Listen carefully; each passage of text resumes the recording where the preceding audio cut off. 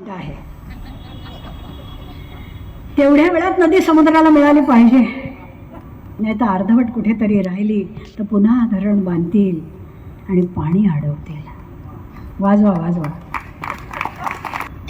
नका मंडळी, प्रवाहाला अडवू नका, तो मोकळा राहू दे.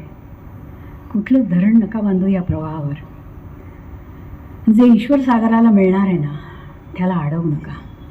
कधीच असं कोणीच कोणाला म्हणू नये की हे तू जवळ नाही, तू अध्यात्म करू नको. अध्यात्म ही करण्याची गोष्ट नाही मंडळी. आपण जन्मालाच अध्यात्मातून आलो आहोत. आपला जन्मच तो आहे, आपली पिटिकाच ती आहे. वर्षातनं एक सत्यनारायण, वर्षातनं एकदा घरामध्ये सवाष्ण जेवण पुरणपोळीचं झालंच पाहिजे. पुरणपोळी जेव्हा आपण करू तेव्हा तळण वगैरे सगळं घरात केलं पाहिजे, घरातच झालं पाहिजे. तुमच्या आमच्या जगण्यामध्ये काय हरवलं आहे तर आत्मा हरवला आहे. कारण आपल्याला खूप गोष्टी करायच्या आहेत आणि एकही नीट करता येत नाही आहे. म्हणजे चहा प्यायचा तर साखर नको आहे, पुरणपोळी खायची तर गूळ नको आहे. हे सगळं असं विचित्र असल्यामुळे, आणि पुन्हा हे पारणाला बोलवलं तर नाही, लग्नाला बोलवलं तर हो, ही जी वृत्ती आहे ना आपली ओढ घेणारी. म्हणजे खाल्लं जर भजनी मंडळ चाललं असेल भजन म्हणत तर आपण खिडकीने उघडणार, पण कोणी भांडलं की खिडकी उघडू. काय झालं?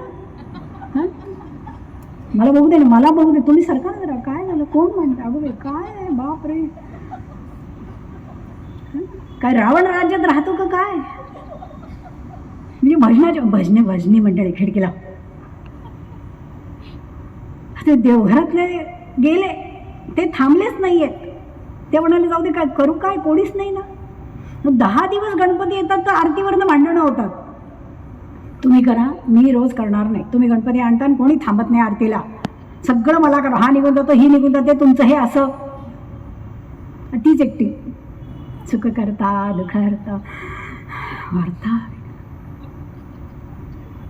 कशाला टाळी पडते याच्यावरही लक्ष नाही मंडळी. सुख करता दुःख करता, इथे टाळी ठीक आहे, पण वार्ता विघ्नाचीला टाळी नको ना, तिथे नको आहे.